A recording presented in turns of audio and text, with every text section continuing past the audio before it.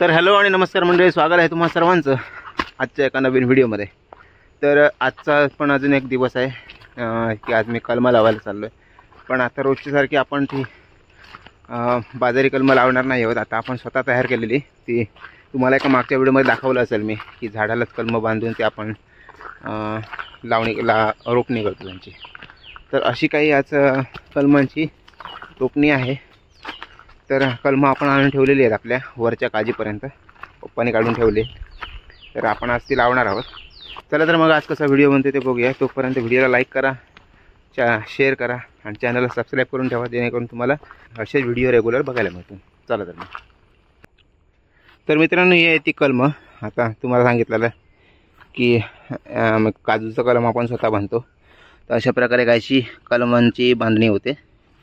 हे बघा, आता इथे जे भुसा वगैरे तुम्हाला सांगितलेला, प्लास्टिकमध्ये भुसा वगैरे घालून आपण असं बांधतो आणि मग त्याला बघा अशा प्रकारे पाळ्या येतात आतमध्ये। मग आपण जसं मागच्या कलमांची लावणी केली तसे सेम या कलमांची पण लावणी करतो आपण। ठीक आहे, तर मग आता आपल्याला पुन्हा ही कलमं सगळे पूर्ण उंच डोंगरात घेऊन जावं लागणार आहे। बघूया एका वेळी किती घेऊन जाऊ शकतो ती। एक छोटासा प्रॉब्लेम झाला आहे, आता पाऊस येणार आहे आणि मी रेनकोटच आणणार आहे। ती आता घरी जावी, इथे मी कलमं ठेवलीत। आता मला घरी जाऊन आता रेनकोट घेऊन यावं लागेल पुन्हा, आता थोडासा उशीर। ठीक है, बड़ी बड़े शहरों में छोटी छोटी बातें होती रहती है। रेनकोट आपल्याला भेटलेला आहे। कलमं बांधून घ्यायला पाहिजे होती। आता प्रॉब्लेम काय होते, एवढ्या उंचावर चढेपर्यंत खांद्यावरून सटकतात कलमं, घ्यायला कलमं अवघड होतं खांद्यावर। बघा, मी ना सगळ्यांच्या पुढे चाललाय। पुढून कलमं बारीक आहेत पण मागून फांदे आहेत, त्याच्यामुळे काय होतं की झाडाच्या खालून वगैरे गेल्यावर अडकतात कलमं। मागच्यासारखी आपली बाजारी कलमं नाही आहेत, कारण ती छोटी होती, त्याच्यामुळे सहसा असा अडकण्याचा प्रश्न येत नव्हता। पण आता ह्या कलमांचं काय होतं की फांद्या पसरट झाल्यात त्यांच्या, त्याच्यामुळे शक्यतो काय मोडतात, फांद्या तुटून जातात झाडामध्ये। आता काय प्रॉब्लेम नाही एवढ्यात, कारण आता आपण पोचले मोकळ्या भागात डोंगर माथ्यावर। काय करतोय? ए चल बाबा, चल चल, वाढत नको, चल। वारा भरपूर येतोय बघा। तर ठीक आहे, आता आपण आपल्या काजीमध्ये आलोय। बघा, घाम भरपूर आला आपल्याला। बघा, त्या साईडला आपल्याला वरती जायचं आहे, अजून वरती चढायचं आहे। तर फायनली कलमं काजूमध्ये पोचलीत। आता ते आपल्याला लावायचे आहेत।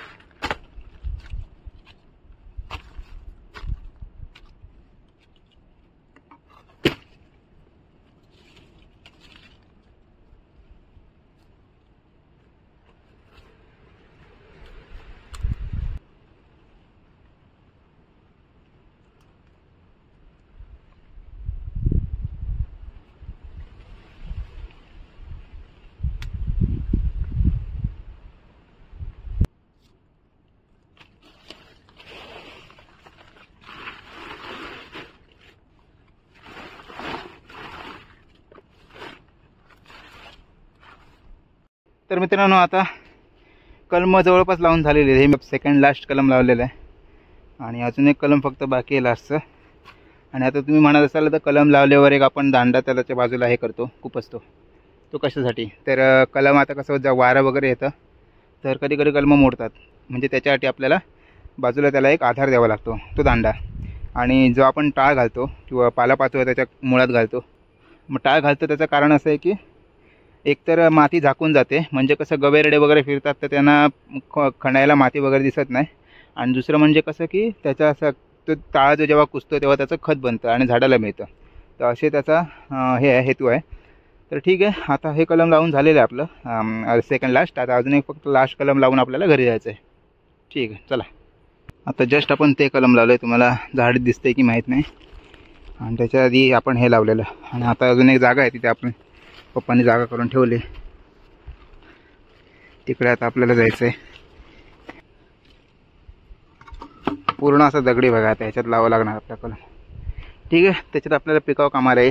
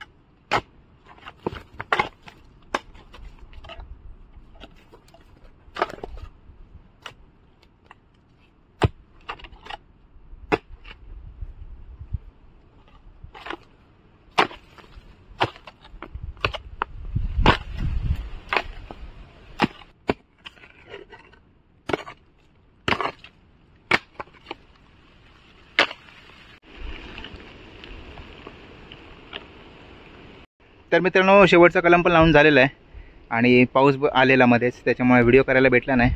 तर ठीक आहे, वेळ झाली व्हिडिओ इथे थांबवायची.